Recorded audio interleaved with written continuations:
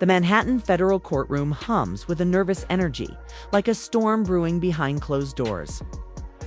Rows of jurors sit rigid, their eyes darting between the defense table and the gallery. Sean Diddy Combs, 55, sits motionless, his tailored suit a stark contrast to the chaos about to unfold. His children, Quincy, Justin, Christian, and the twins, Delilah and Jesse, watch from the back.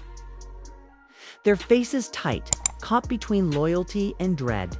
A single question hangs in the air, unspoken but deafening. What's on those tapes? This trial was supposed to be about Cassie Ventura. Her story, years of alleged abuse, control, and drug-fueled freak-offs, was raw, personal, devastating. Surveillance footage from 2016 played on a courtroom screen. Diddy dragging her down a hotel hallway. Her body limp, helpless. The room gasped.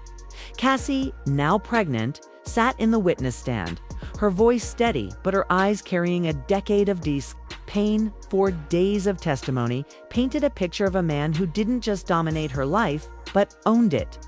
Yet, as the prosecution rested, the ground shifted. This wasn't just about Cassie anymore. Something bigger was coming, something that could tear Hollywood apart. A hush falls over the courtroom. Judge Arun Subramanian's voice cuts through.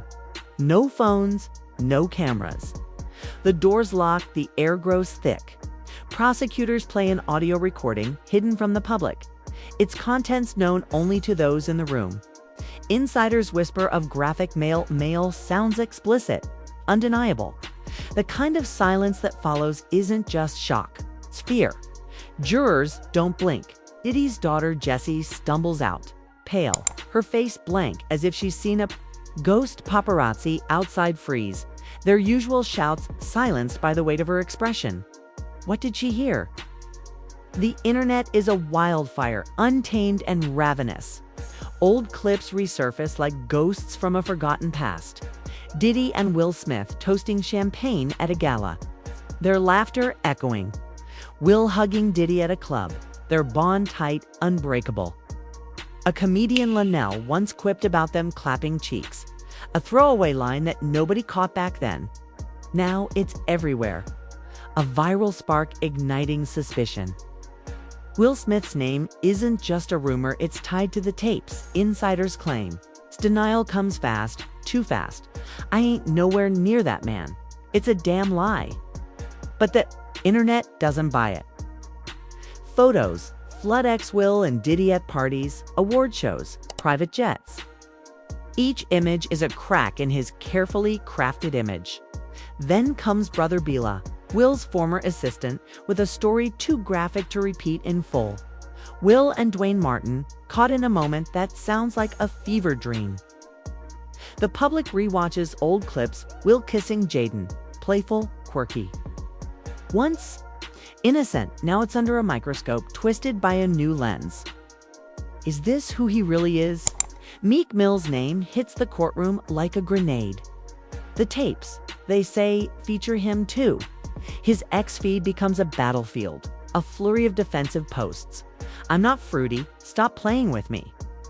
But every tweet is a shovel, digging him deeper. The internet is merciless. A clip from a pool party, Diddy calling Meek Daddy. Shirtless men in the background goes viral. Daddy becomes a meme, a dagger. Another video, Meek at Michael Rubin's mansion, hopping around uneasy, a voice taunting him from off-screen.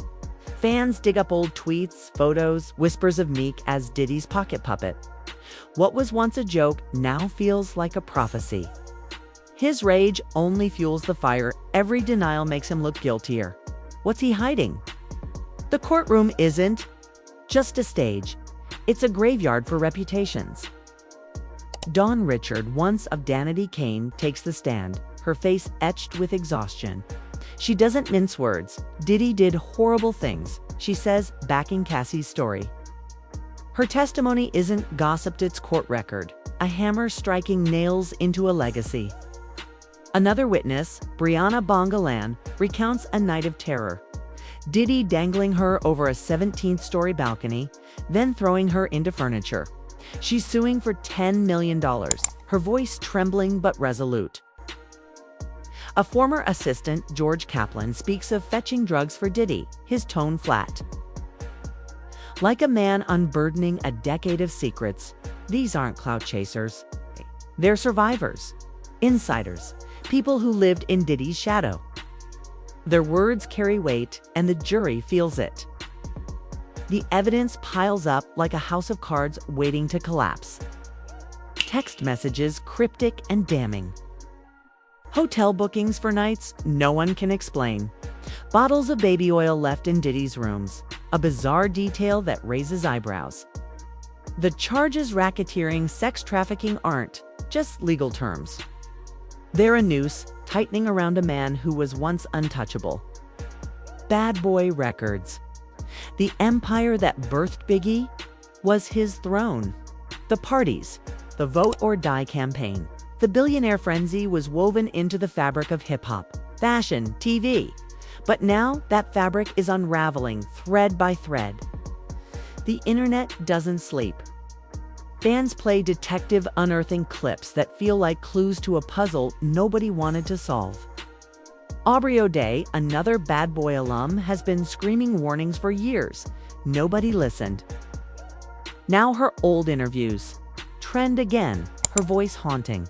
I saw things. Maze, Loon, Day 26 artists who left Bad Boy broken or vanished. The red flags were there, hidden in plain sight. Diddy's pause catchphrase, once a quirky joke, now sounds like a code, a mask. Every odd interview, every artist who faded away, it's all being reframed. How did we miss this? But the real mystery isn't what's been said, it's what hasn't. Those tapes, locked away by the feds, are the heart of the storm. No leaks, no clips. Not a single second has hit the internet, and in an age where everything spills leak loud. Hacks, court docs, grainy audio, this silence is deafening. Insiders whisper of a man being pounded, Diddy's laughter in the background. Too explosive, they say too many names. Too much power. Journalists demand answers. Why hide evidence? In a public trial, some say it's to protect identities. Others smell a cover-up, a velvet curtain shielding the elite, keeping this quiet. The fallout isn't just legal, it's personal. Diddy's children sit in court, their faces a map of pain. Jesse's blank stare after the audio plays lingers like a wound. Will Smith, already battered by the Oscar slap, faces a new kind of scrutiny. His fans, once loyal, waver. Because on those tapes, it's not just a PR high tits, a career ender. Meek Mill, uncharged but cornered, is drowning in memes and suspicion. The court of public opinion doesn't need a gavel. It's already past judgment. This trial is no longer about one man. It's a reckoning. It's a culture of secrets, of parties behind closed doors, of power that silenced survivors for decades. Cassie's courage cracked the door open. Now the flood is coming. If those tapes ever leak, they won't just ruin reputations, they'll torch empires. Deals will collapse. Lawsuits will erupt. Names not yet spoken will be dragged into the light. The internet doesn't forgive, and it never forgets. Every day, it digs deeper, hungry for truth. The courtroom clock ticks. Outside, Hollywood glitters, its mansions and red carpets glowing under a false sheen. But the velvet curtain is tearing, inch by inch. Behind it lies a darkness. Nobody expected a network of lies, control, and betrayal. Diddy was untouchable, a mogul who shaped culture. Now he's a man on trial, his legacy crumbling in real time. The question isn't just about guilt or innocence.